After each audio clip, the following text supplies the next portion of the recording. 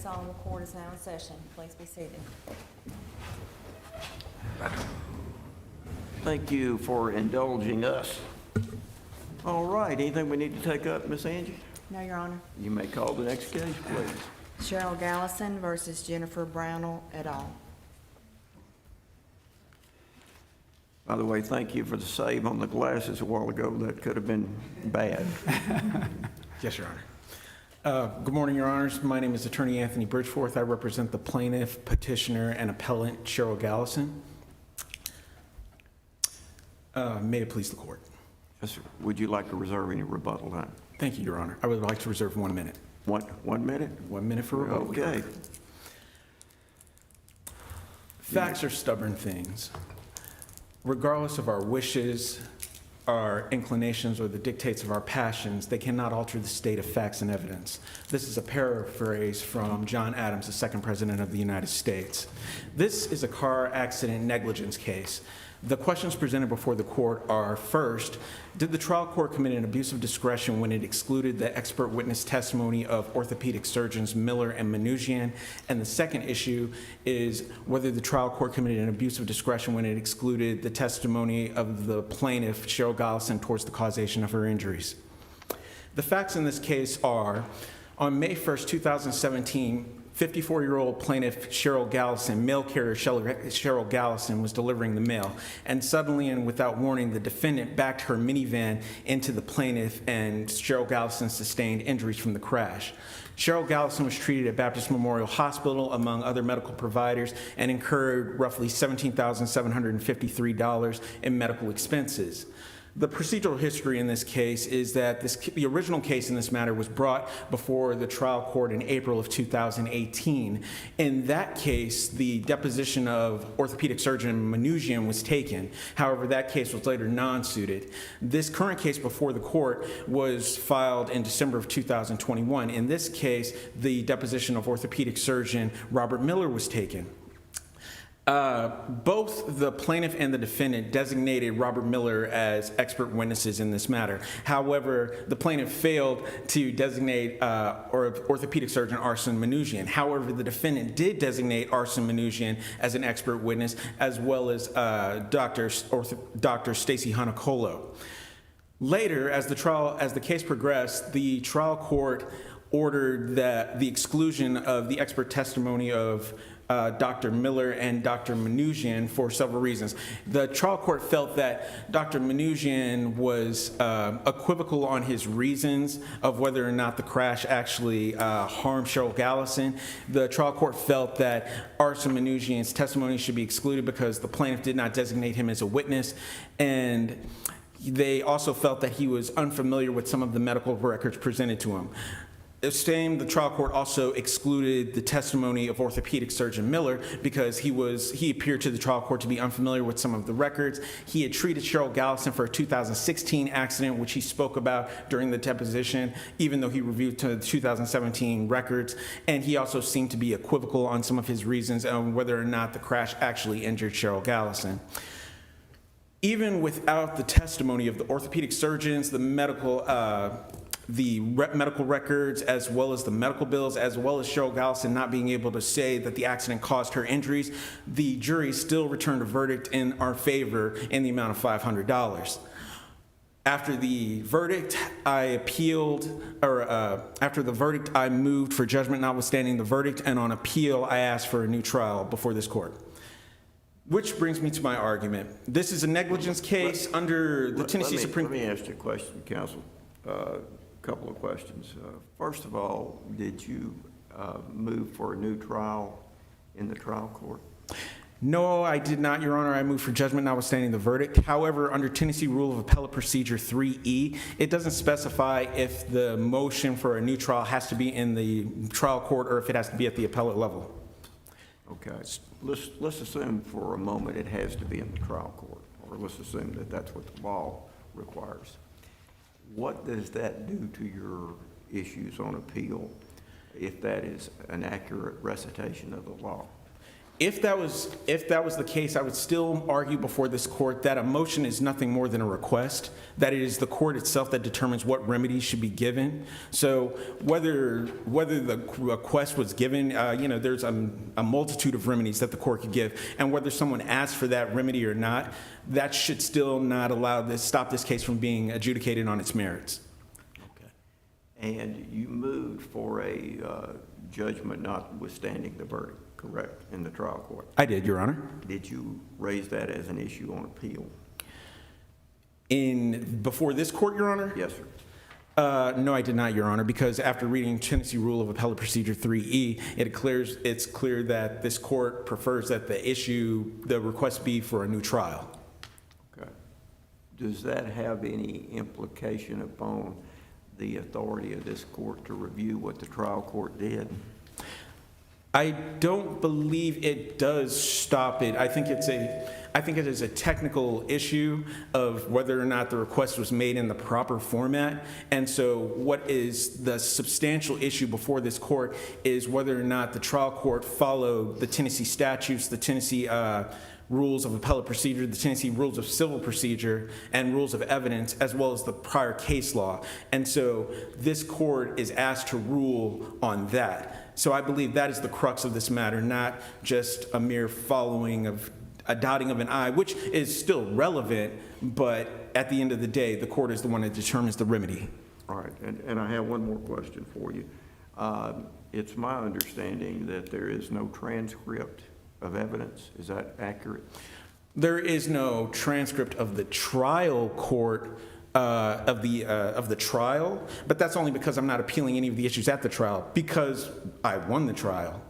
Here, the only issues, well, honestly, the record's probably even longer than it really needs to be, because here, the only issues that I'm appealing are the orders from the court to exclude the expert witness testimony, the order from the court to exclude Sheryl Galison being able to testify towards the causation of her injuries. And as we know from this court, as we know from the case law, this court is allowed to review depositions de novo without any presumption of correctness to the trial court.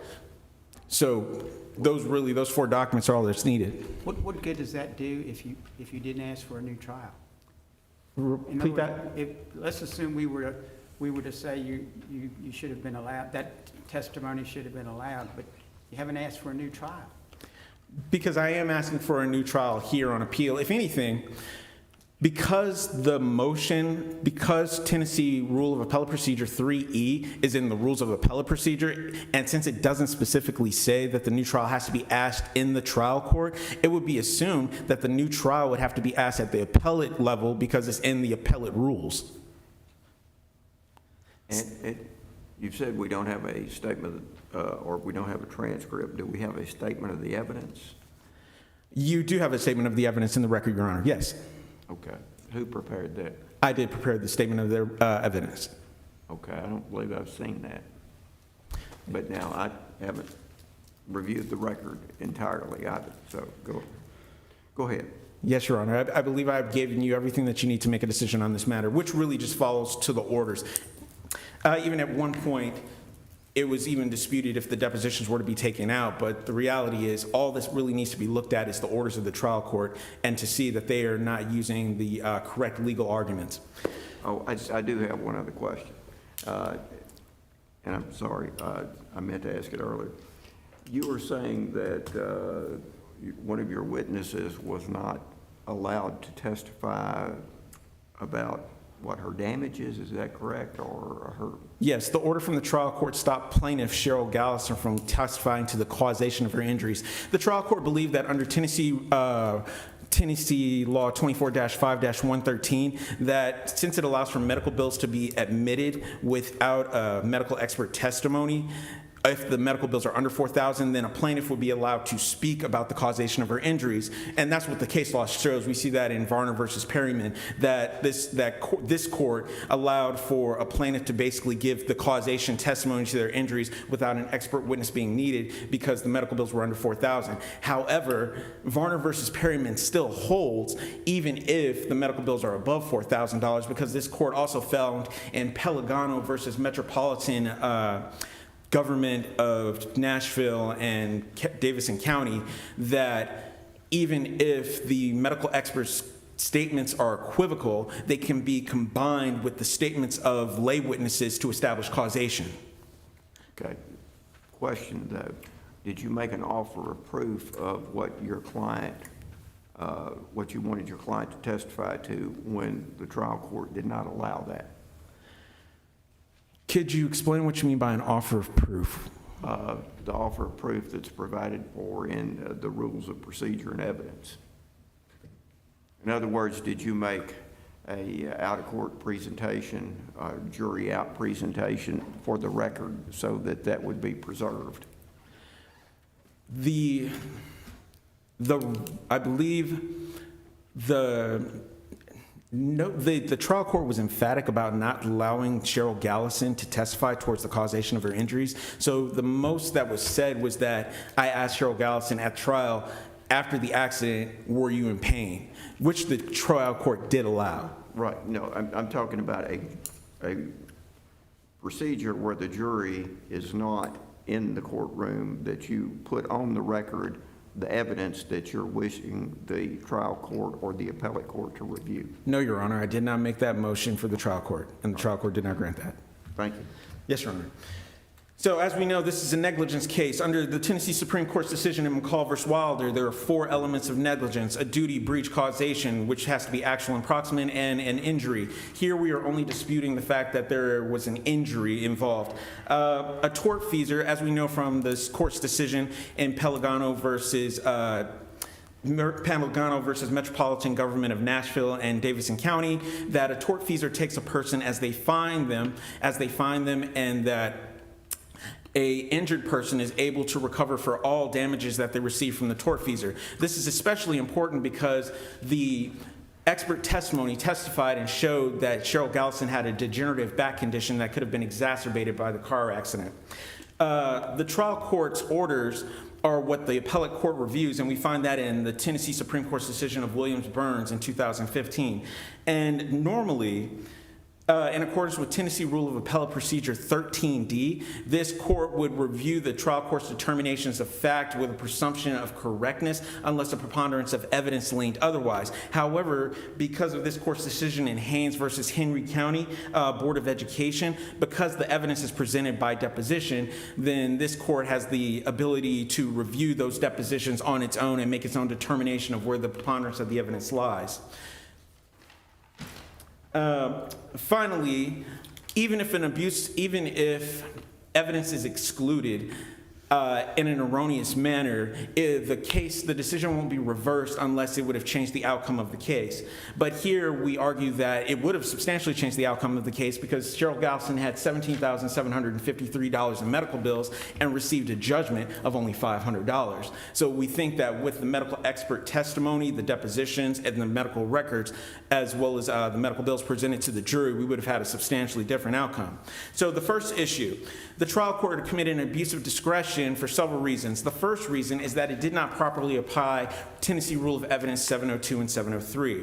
In Tennessee Rule of Evidence 702 and 703, it imposes upon trial courts the substantially aid the trier of fact. They get to make the decision of if the evidence would substantially aid the trier of fact and whether or not it's trustworthiness. In this court's decision in McDaniel versus CSX Transportation, this court said that only the principles and methodology have to be scientifically valid and reliable.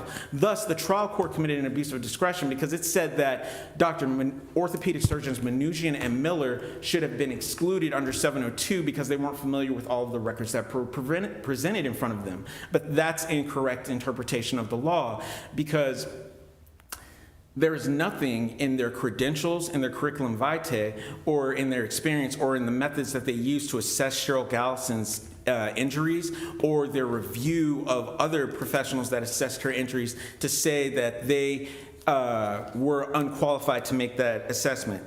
Also, The trial court didn't follow the method of White versus Vanderbilt, which, since the defendant also designated Arsen Manouchian as an expert witness, we had the right to cross-examine him and basically use his deposition testimony to further our elements in our injury case. So that was the second place where they made a mistake. And as I mentioned earlier, well, I'll stop there.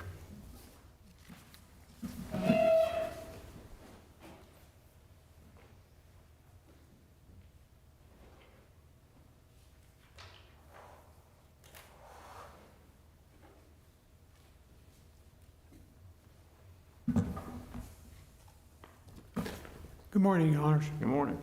My name's Paul Nix, and I have I've had the honor of representing Mrs. Jennifer Brownell and Ms. Amelia Fletcher in this case. And one of the things that I wanted to talk about first was the standard for appeal. Pull And that toward you. I'm sorry, for the standard of appeal and the questions that you brought up, that many of you brought up earlier. Mr. Bridgeforth did not request a new trial. He did not request, and that was not one of the issues that he brought up on his appeal. His issues for appeal was a new trial. He did file for a judgment, a JNOV, but that was not appealed, and he did not request a new trial for that. And the standard for appeal on the judgment for JNOV, if I may, is that appeal. It's the same as an appeal for a directed verdict, and the appellate court review the evidence in light most favorable to the motion's opponent for that. He had a chance. These motions were heard prior to the trial, and he could have appealed those motions. He could ask for an appeal before the trial. He did not do that.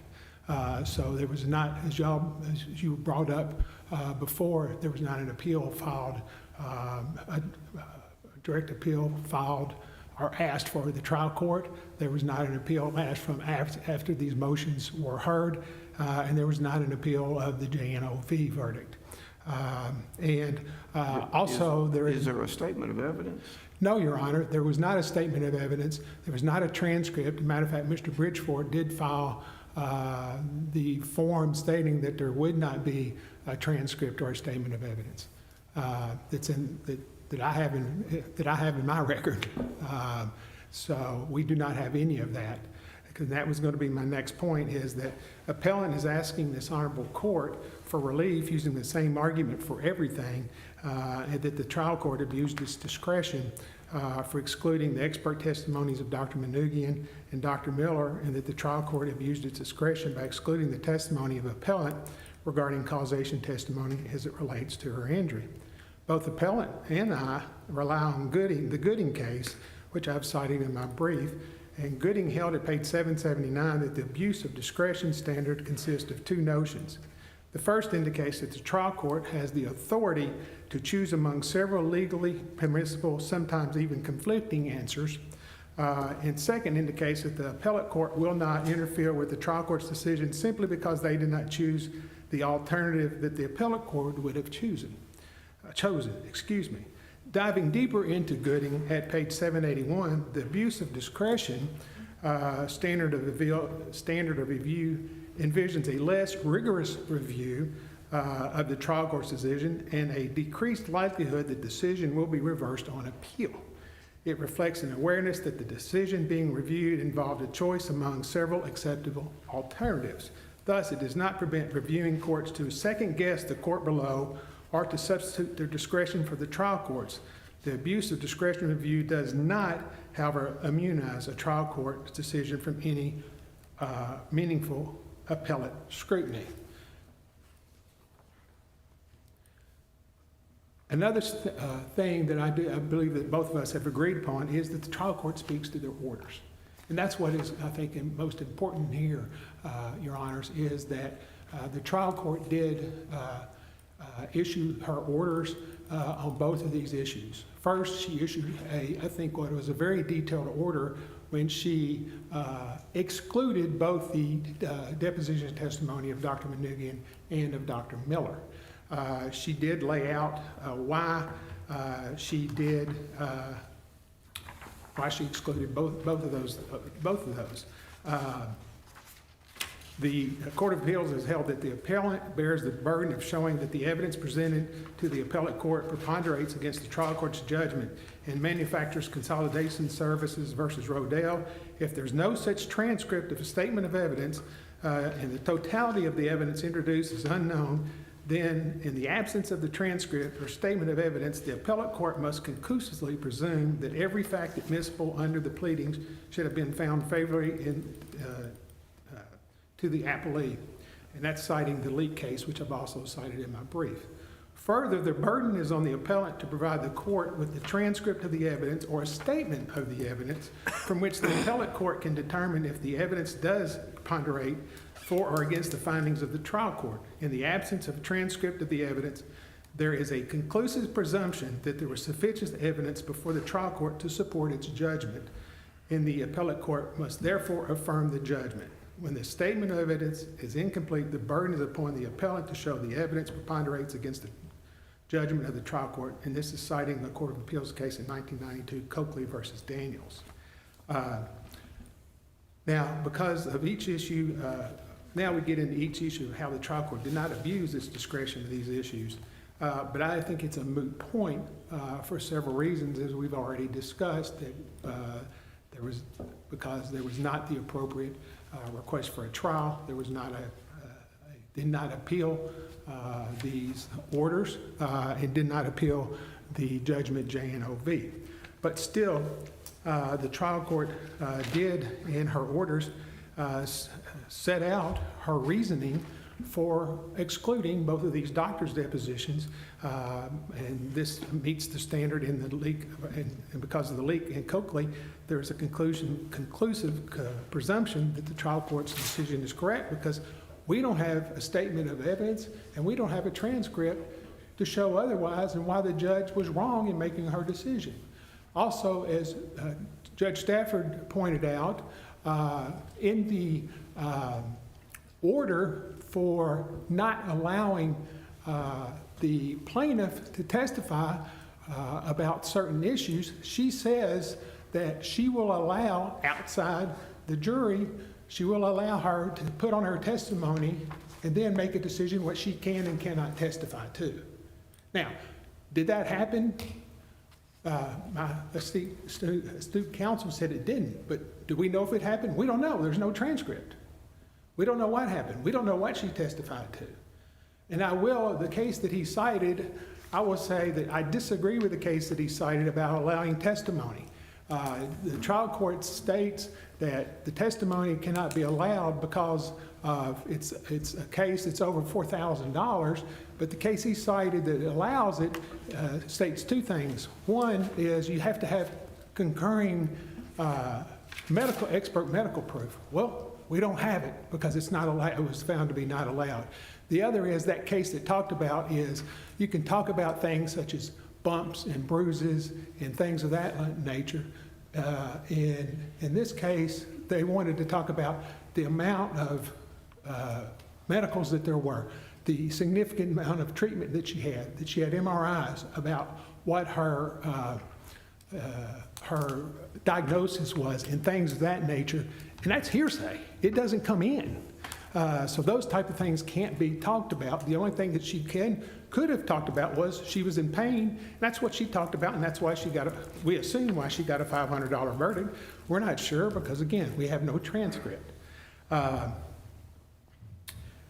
The trial court, again, was very clear in their March 6, 2023 order by granting defendants' motion to exclude plaintiff's expert witness on how she arrived at her decision to exclude both doctors' testimony. She specifically laid out that Dr. Miller's testimony was not reasonable based on her view of his testimony and that he was not familiar with the records passed to him at the deposition, as was indicated and argued at a previous motion for summary judgment. Additionally, his testimony was speculative and that he used terms like could be the result of trauma, and there is really nothing about her complaints or exam that are necessarily the result of the motor vehicle accident.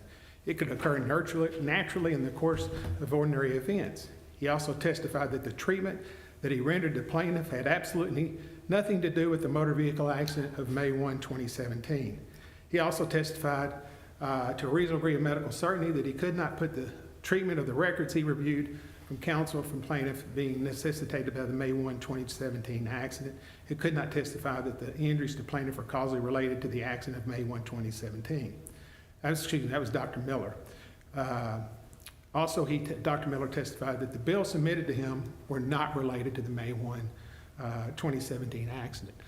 And reading Dr. Miller's testimony,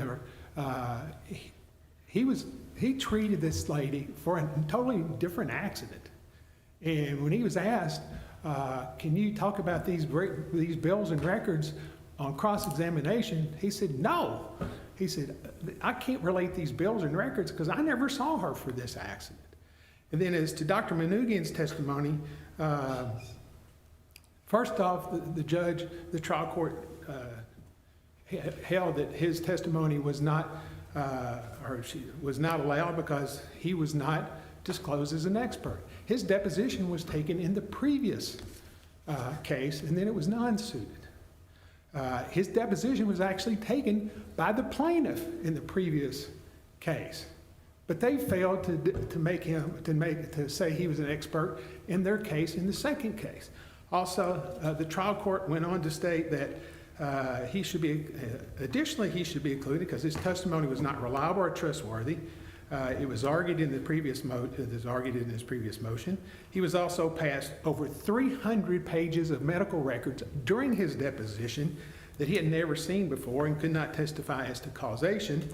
And the trial court went on to state that Dr. Manoogian could not state to a reasonable degree of medical certainty that the plaintiff's back was injured in the accident, and there may have been an aggravation to a pre-existing condition. And he testified that he saw the plaintiff 7 months after she had been seen at the ER, and his testimony was speculative. He saw her 6 months after the accident and testified that other things could have caused or happened or could have caused the accident. The trial court stated that Dr. Manoogian was unable throughout his deposition to state the plaintiff required most of the treatment she received, and it was unnecessary. So the reasoning of the trial court is clearly laid out as to why she excluded the plaintiff's expert testimony in her March 6, 2023 order. And with no other proof to go by, because there is no transcript, there is no showing that the trial court abused her discretion in arriving at a decision and issuing these orders. And again, under Gooding, she has not abused her discretion, and there's no proof that she did. Again, the court speaks to her orders. Her orders were clear on why she did this. And again, this was heard about 2 weeks before trial, and it was an interlocutory appeal was not requested. And then again, we've talked about, while on the March 6, 23rd order to exclude the statement of testimony, again, the trial court spoke through her orders. She was very clear on why she did not allow it. And then she also stated, the trial court held the appellant may not testify as to medical treatment. She also stated that she was willing to conduct a hearing without the presence of the jury of appellant's testimony over injuries to determine if such testimony is appropriate in the absence of expert proof. Mr. Bridgeforth stated he didn't even know that he could or that he did or should make an offer of proof. Also, we don't know if he made an offer of proof to put these depositions that were excluded in at the trial court. We don't know. I don't think that he did, but he didn't. It's not in the record because we don't have a transcript. And so as to the White case, he stated, it also talks about that the standard again is abuse of discretion, which again goes back to the Gooding case. So it's our position that that the orders should be upheld because the trial court was very clear in how she arrived at both of her orders. She was very clear in that, and with there not being a transcript, then the court has to go by her orders, basically. And there's no countervailing evidence. We can't look at anything else because of that. And also that as you guys brought up earlier, we don't think this was appealed correctly either. And for all those reasons, we think that the trial court's decisions and the jury verdict of $500 all should be upheld. Thank you. Thank you. You have 1 minute, Mr. Bridgeforth.